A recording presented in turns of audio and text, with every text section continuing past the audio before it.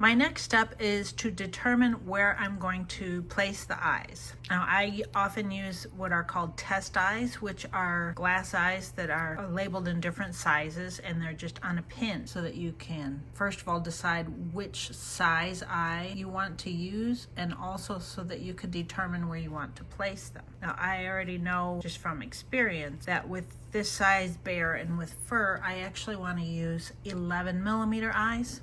My test eyes only go up to 10 millimeters, but that's okay. It'll still get me a rough idea of where I want to place them. If you do not have test eyes, you can also use ball-headed pins, long pins that have a ball on the top, and those will help you not necessarily determine which size eyes, but it'll help you determine where to place your eyes.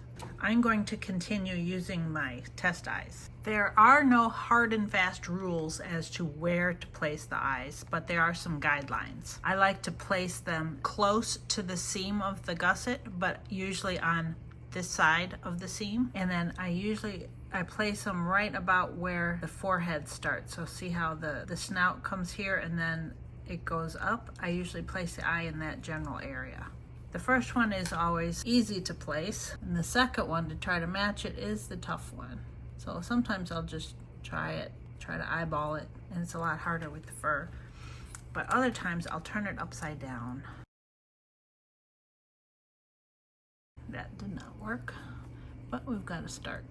Sometimes looking at it upside down is a little easier way to see how you're going to place it. And I think if I move this one a little bit, and sometimes it's not actually moving the actual pin, but just the direction it's being inserted into the head.